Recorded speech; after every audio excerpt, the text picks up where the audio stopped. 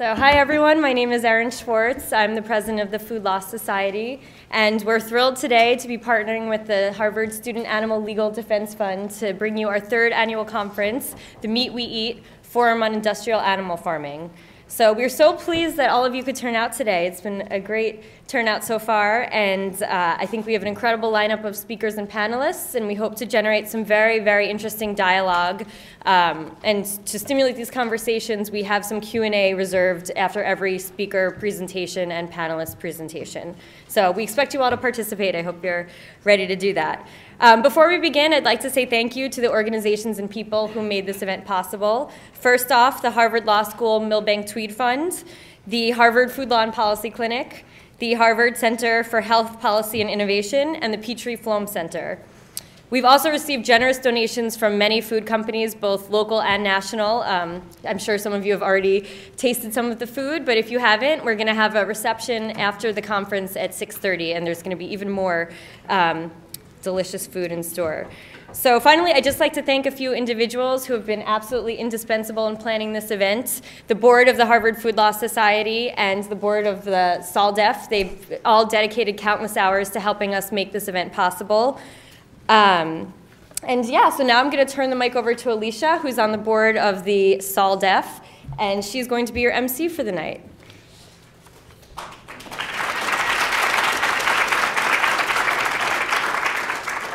Thank you, Erin. So we're going to just get started with our first presenter, who is Dave Simon. He came all the way from California to speak to us, so thank you. Dave is a lawyer, writer, and animal advocate. He works as general counsel for a healthcare company and serves on the board of the Animal Protection and Rescue League.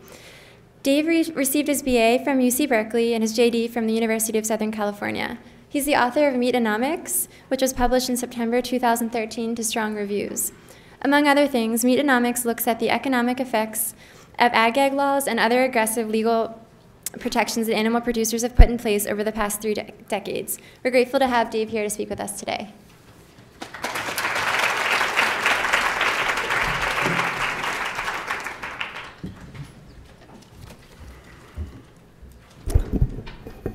Well, thank you very much, Alicia. Thank you to the Harvard Food Law Society and to the ALDF student chapter for making it possible for me to be here. I'm so thrilled to be able to talk to you today. Several years ago, I sent an email to a bunch of friends, and the email contained a link to a video showing some practices at factory farms. And I asked the recipients to comment on what they saw and tell me what they thought it meant. And I got back sort of a range of responses, but the one that really stood out was from the dean of a major law school on the West Coast, who said that, in his view, what was shown in the video was disturbing and deplorable, but it was illegal. And that made it an exception or an anomaly. And that meant that it didn't rise to the level of systemic concern that would cause us to consider it a problem worthy of attention. I didn't know how to respond to that at the time because I didn't know how the law looked at farm animals. But I do have access to some legal resources, so I thought I would look into it. And what I found really shocked me. And that is that in the last 3 decades in this country, animal food producers have embarked on a systematic and aggressive campaign to literally emasculate all anti-cruelty protections that once applied to farm animals. That's not all. They have also, in many states, made it difficult or impossible for consumers to sue animal food producers, to criticize animal food producers, and to investigate animal food producers. This very broad scope of legislative protection doesn't help consumers and it doesn't help animals. It helps only one group, and that is the animal food producers who lobby so hard to get these laws passed. These laws give producers a valuable set of economic benefits. First of all, these laws allow them to offload their costs onto society. Secondly, these laws allow them to control and influence consumer behavior. as I learned about these laws and their economic effects, it led me to write this book, Meatonomics, which came out last fall. I'm going to talk in the next 28 minutes or so about the general themes that I touch on in Meatonomics. I'll present sort of the overall structure of the argument that I make in the book. And what I'd like to do is talk about three main points. First, an overview of the legal protections that exist for those who produce animal foods in this country. Second, a look at the economic consequences of those protections. And third, a look at how it is animal food producers are able to so skillfully control and manipulate consumer behavior in this country. So one cannot talk about the laws that affect animal food production without talking about ALEC, or the American Legislative Exchange Council. This is a group that was formed about 40 years ago in the early 1970s. Its mission is to bring together conservative, business-friendly state legislators with corporate lobbyists. The corporations pay for access. The legislators get things like free trips, free cruises, free shows, and everybody's happy.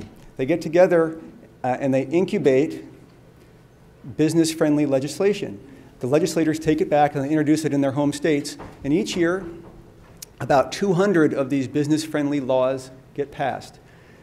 These are laws that do things like limit damages that can be recovered from corporations for things like asbestos, product liability. These are, for example, the laws that passed in 34 states that require voter identification and that have been shown to unfairly impact racial minorities. This organization, ALEC, is incredibly successful at what it does. For our purposes today, we'll look at the ways that it impacts the animal food system. And I'm going to talk about 4 categories of laws. I won't address ag-gag laws because the next panel will cover that quite adequately, I'm sure, and my time is limited. So let me just talk about the 4 on the right, and I'll start with food defamation laws. These are exactly what they sound like. These are laws that say that in the states that have them, if you defame food, you can be sued. You can be held civilly liable for defaming food.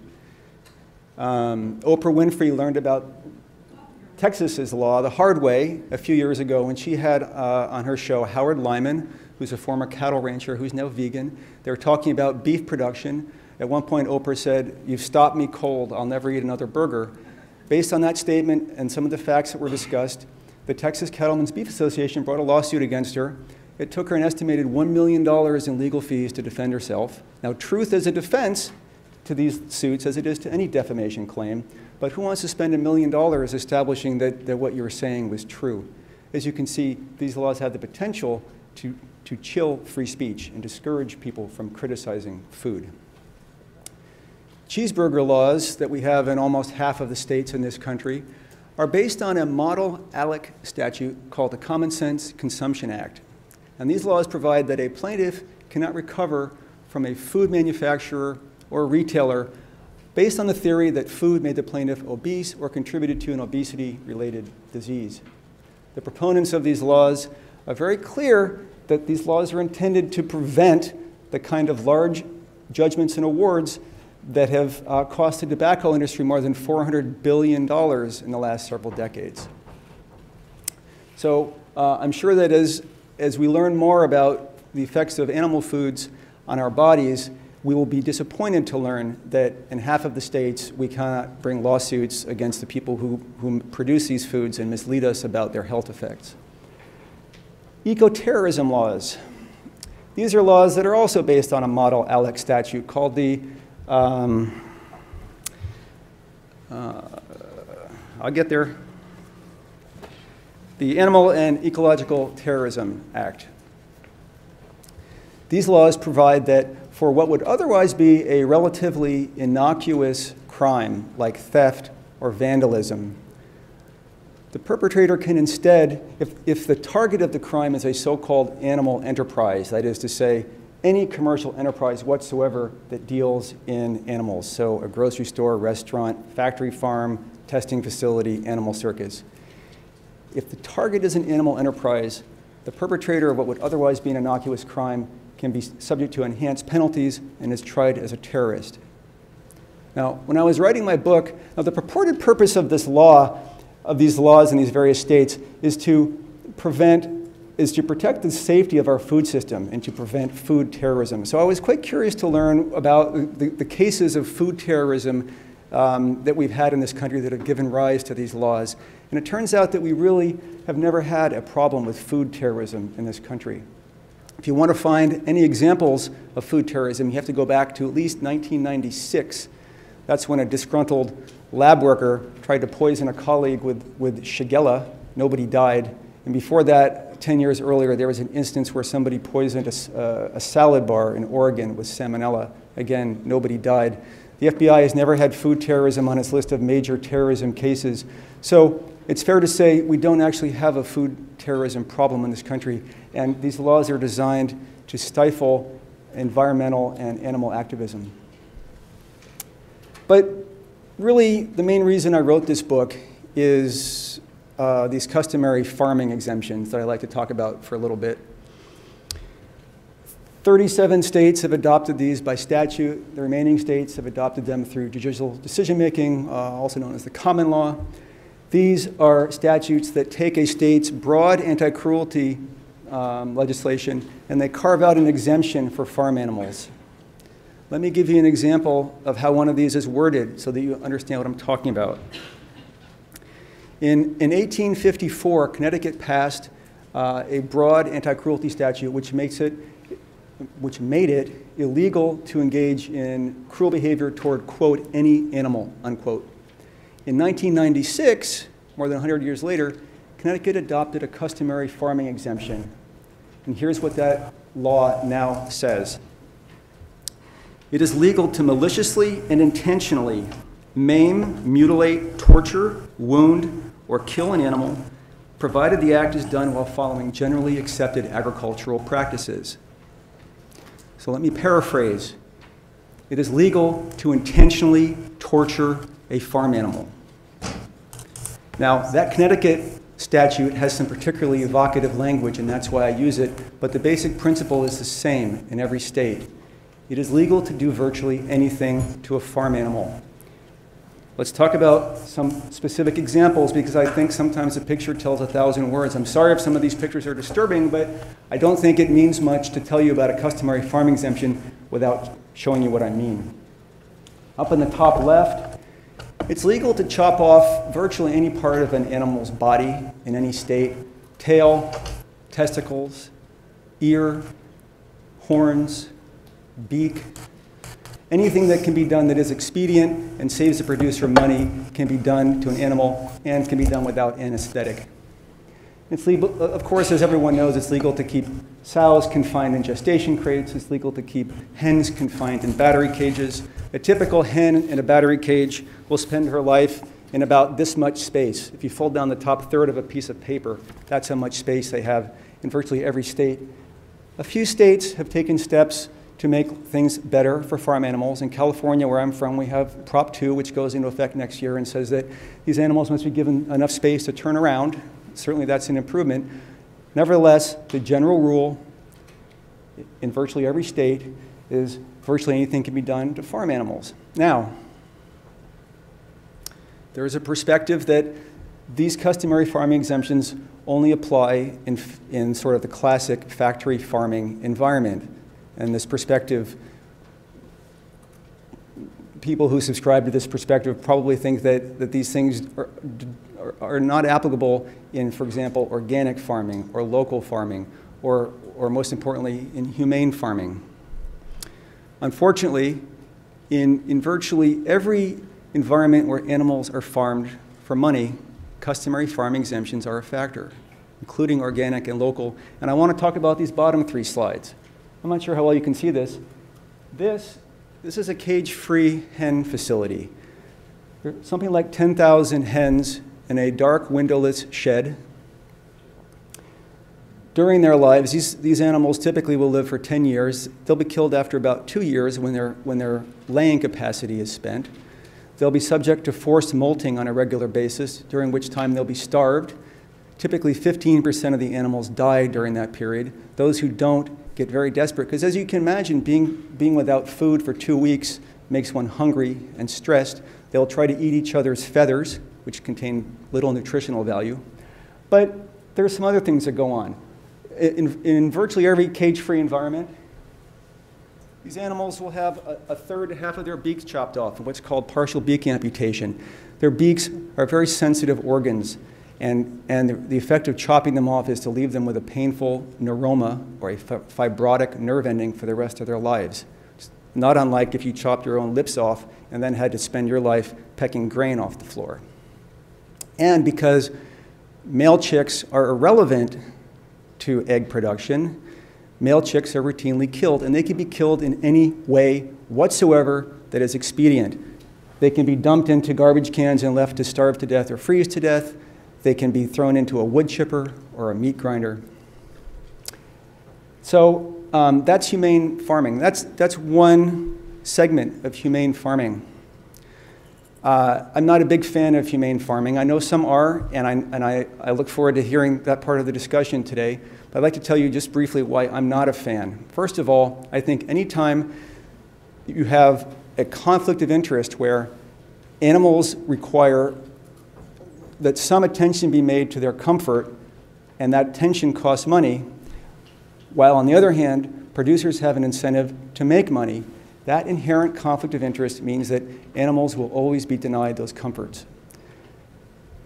Hens in this environment are made to produce something like 10 times more eggs than is natural for them. They often suffer medical problems as a result, like a prolapsed uterus. But these hens can be replaced for $3. So it will never make sense to hire a vet to look at a hen with a prolapsed uterus. They'll simply be left to die or put in a garbage can to die. The other reason I'm not a big fan of so-called humane farming, I think it's something of a marketing gimmick. I think it focuses on one aspect of a humane system, and it says, we fixed that aspect, but it ignores all these other problems. In the case of cage-free egg production, those who advocate for it say the animals are free, they're not in cages. But what they don't tell you is that there are all these other productions: forced molting, debeaking, killing of male chicks, denial of basic instincts like dust bathing and hiding eggs from predators. I also think that humane farming is something of an oxymoron like humane warfare, because animal farming is inherently violent. When you make it your mission to raise an animal for the purpose of killing it, and that animal does not want to die, that strikes me as inherently violent. Anyway, these are the state law issues. As you can see, the states in this country do not provide a lot of protection to farm animals. Now, typically, when there is a gap in the state's protection of the abused or the disenfranchised, the federal government will step in. And that's why we have important legislation like the Voting Rights Act, the Civil Rights Act, the Americans with Disabilities Act, and many other important sources of federal legislation that protect the abused and disenfranchised. So you might think that the federal government has taken steps to protect farm animals. Well, let's take a look. This is probably the most important federal animal legislation, the Animal Welfare Act, signed into law in 1966 by Lyndon Johnson, just after the Civil Rights Act. This act does not apply to farm animals, so we can ignore it. We can talk about this other little gem, the so-called 28-hour law. This law says that when animals are transported across state lines for more than 28 hours, they must be given the opportunity to offload from the truck, and they must be given food, water, and rest. Now, first of all, has anyone in this room ever involuntarily been denied food, water, and rest for 28 hours? When Americans sit in an airplane on a runway for 2 hours, they go berserk and they bring lawsuits. Imagine what it would be like to go without food, water, and rest for 28 hours, and not just without those things, but packed like this. The weather might be 20 degrees out, it might be 100 degrees out, it might be raining. These animals travel long, long periods of time, and even the putative or the purported protection that this law seeks to provide seems to me largely meaningless. But let's look at some of the exceptions to this law. It doesn't apply to chickens and turkeys. Together, chickens and turkeys constitute 98% of the animals raised for food in this country. It doesn't apply to travel within a state. So in a large state like Texas or California, animals can travel for days at a time. This law will never be applicable. This is my favorite exemption. I've never seen this in another statute. Some brilliant lobbyist negotiated this language. It says, this law does not apply if the driver could show that he could not avoid violating it, quote, when being careful, unquote. What does that even mean? What that means is that's a loophole big enough to drive one of these trucks through. If you can just say, oh, I was being careful, but I couldn't avoid the law doesn't apply. The law has a maximum penalty today of $650. Based on all these loopholes and that tiny penalty, it's no surprise that this law is never enforced. A recent Freedom of Information Act request that was sent to the USDA, the United States Department of Justice, found that neither of those agencies had made any attempt to enforce this law in the last 50 years. So this law is also completely irrelevant. Brings us to sort of the last major legislation at the federal level, the Humane Methods of Slaughter Act. This law says that animals must be stunned before they are slaughtered. They must be rendered insensible to pain. So this is a captive bolt gun being applied to the head of an animal. The first thing to note about this law is it only applies to about 10 seconds of an animal's life. It doesn't cover how the animal is raised or how the animal lives. It just covers sort of the 10 seconds before that animal's throat is cut. This law also does not apply to chickens and turkeys, and it also does not apply to fish. The latest research shows that fish feel pain just as we do, just as other animals do, and yet fish are routinely killed by ways that take a long time and that are painful, like evisceration, starvation, asphyxiation, being frozen to death. So 99% of the animals raised for food in this country are not subject to the Humane Methods of Slaughter Act. This act is also rarely enforced.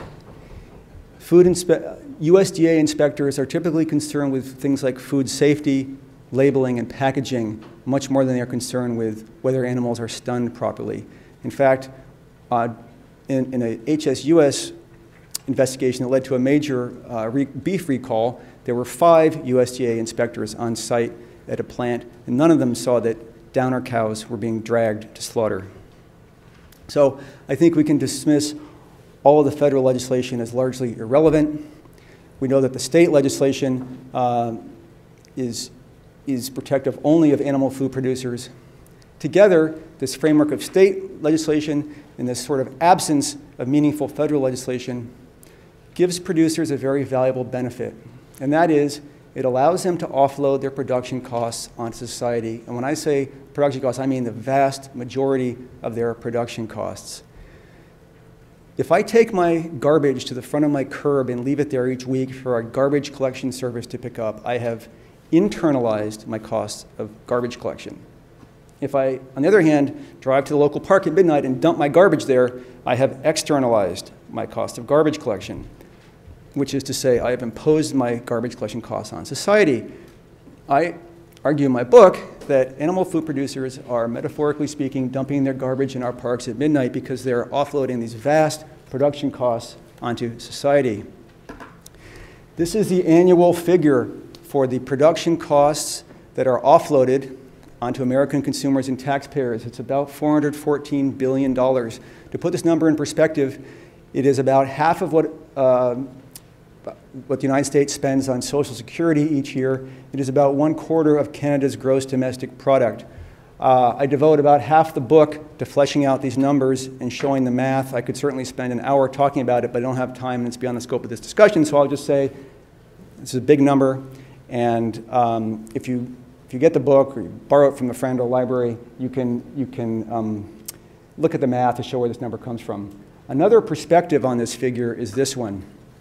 If we take the total retail costs, retail sales of animal food, which is about $251 billion each year, and add it to that external cost number that I just showed you, we come up with this figure on the far right, $665 billion. That is the total cost to American consumers each year of animal foods in terms of both retail sales and the externalized costs that go on top of that figure. That yields this formula at the bottom. For every $1 of animal foods sold at retail, roughly $1.70 of externalized costs is imposed on American consumers and taxpayers. So, every time McDonald's sells a Big Mac for $5, this $8 of externalized cost is added to that. So a Big Mac really costs society $13. Because we don't pay $13 for a Big Mac, I suggest that the prices of Big Macs and other animal foods are artificially low to a significant extent. And if you look at the way prices have trended in the last 75 years, you can see confirmation for this. In the last 75 years, since 1935, on an inflation-adjusted basis, the prices of animal foods have fallen across the board as a result of this massive externalization of costs that we've seen. Producers offload their costs, and then they can lower their prices. They get us to buy more of these goods because we're paying for them in other ways. Steak is down 20%. Ham is down 48%. Chicken is down 74%. Now, the law of demand says, quite simply, when prices come down, consumption goes up. So, just as you would expect, as these prices have come down in the last 75 years, American consumption of animal foods has gone up. We have largely doubled our consumption since 1935. We've gone from about 100 pounds of meat per person to about 200 pounds of meat per person. This slide shows just the situation with chicken.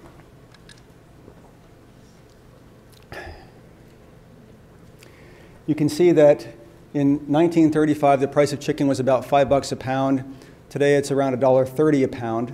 The price has dropped significantly, and during the same time, consumption has gone from about 9 pounds per person per year to about 56 pounds per person per year. Now, price is not the only reason that people buy more chicken than they used to, but it is a significant factor in that decision. What we see here with chicken and what we see with other animal food products, Americans consuming 200 pounds of meat per person per year, or slightly under that number today, means that Americans today lead the world in per capita meat consumption. We also have some of the world's highest rates of disease related to animal food consumption. We have 3 times the rate of cancer as the rest of the world. We have twice the rates of diabetes and obesity as the rest of the world. These diseases are not exclusively linked to animal food consumption. However, the clinical literature shows conclusively that they are very highly correlated to animal food consumption. There's little doubt that if Americans reduce their consumption of these foods, that these diseases would decline. We also have a sustainability problem. We have a sustainability problem in healthcare. We have a sustainability problem in the environment. There are thousands of data points related to the environmental problems of animal food production. They're beyond the scope of my talk. I just want to give you several. Somewhere between 12% and 51% of greenhouse gas emissions that cause climate change are related to animal food consumption. There are lots of studies out there. It depends on which number you like. Even at the low end, that is a significant number. 1/3 of the fisheries in the world's oceans have collapsed due to overfishing, and the rest are expected to collapse in the next several decades. And if the rest of the world wanted to consume meat at the same level at which Americans do, we would need 2/3 again as much land as currently exists on this planet to raise livestock and the feed crops to feed those livestock in order to meet that demand. We have a major sustainability problem, and while there are a number of excellent solutions proposed to this problem, the problem with, in my view, many of the solutions that are proposed to sustainability is that they don't take into account this insanely high level of consumption. And the proposed solutions simply don't work until we lower our consumption. In the book, I talk about many of these proposed sustainability solutions. They include things like fish farming, pasture farming, ecological rotation. If anyone has read Michael Pollan's The Omnivore's Dilemma, or you're otherwise familiar with Polyface Farm, great example of eco-rotation. Local farming, organic farming. I'll give you a couple examples now. In the book, I flesh out in more detail why I don't believe any of these proposed solutions to animal food production works until we reduce consumption by a significant level. Let's take, for example, Polyface Farm, which is really sort of the poster child for ecological rotation. There are a couple reasons why Polyface is not sustainable. First, Polyface requires that feed be imported from off the farm in order to meet its animals' feed requirements. As a result, the caloric input for chickens exceeds the caloric output from chickens by a factor of 3 to 1. Chickens being the most popular animal food product in this country today, that is not a great model for sustainability. Moreover, Polyface only produces enough meat each year to feed 700 Americans. It's completely statistically insignificant.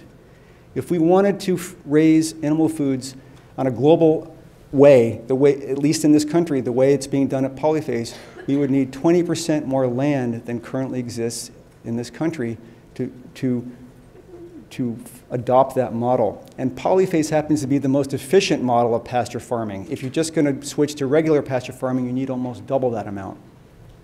Similar problems with organic and with local. I want to just talk briefly about local. When we look at food's carbon footprint, we do what's called a life cycle assessment. And in the case of local foods, we find that the component that contributes to food's local characteristic, transportation, only accounts for about 11% of its carbon footprint. That means that this local effect is easily overwhelmed by other changes in things like processing, preparation, and production. And we can see an example of that here. In this study that was done recently, it was found that it is roughly 4 times more carbon efficient for the British to import their lamb from New Zealand rather than to consume locally raised lamb. Why? Because locally raised lamb in Britain uses fossil fuels, whereas lamb raised in New Zealand relies heavily on renewable energy sources like wind, solar, and geothermal. That makes that lamb much less carbon intensive. So for this particular model, local farming is not the silver bullet. I'm not saying that local farming is not a good idea for other reasons. It's certainly nice to support local farming, local farmers, rather than big agribusiness concerns. But we need to do the math in each instance. And I don't think that just because something is local automatically makes it sustainable. Let me summarize to this point. I'm almost done. I only have one more slide. The legal framework that we've seen lets producers offload the very vast majority of their production costs onto society. By offloading those production costs, they're able to lower retail prices. By lowering retail prices, we increase consumption. The U.S. today leads the world in meat consumption, and our consumption level is not sustainable. It's causing problems across the board in healthcare, environment, and economic areas. And before we talk about sustainable consumption, we need to talk about reducing production. Now, the United Nations recognized this just 2 years ago when it said that one of the primary solutions to many of the world's environmental problems is, quote, a substantial worldwide diet change away from animal products. The United Nations is advocating for people to switch to a plant-based diet. A plant-based diet, in my view, represents the future of sustainable consumption, and it represents the solution to many of society's problems in the areas of economics, healthcare, and the environment. I'd like to leave you with a quote by Aldous Huxley. Huxley wrote the great book, Brave New World. The book came out in the mid-1930s, and in that book, Huxley predicted some of the very bizarre issues that we have today in animal food production. I won't go into them, but I encourage you either to look at my book where I talk about this in the first chapter, or to buy Huxley's book and look at that, because he really had it right on. Huxley said Facts do not cease to exist simply because they are ignored. And during the half hour that I've been talking, 600,000 land animals have been killed for food in this country. The fact that those animals, virtually all of them, lived and died under conditions of those customary farming exemptions that we've seen, the fact that they lived lives of misery, those facts don't cease to exist because we ignore them or forget them or choose to deny them. Those facts are always there for those animals. I hope you will not ignore those facts. I hope you will choose to take those facts to heart and exercise the strongest power you have as a consumer, and that is to boycott this cruel, dysfunctional, and destructive system. Thank you very much.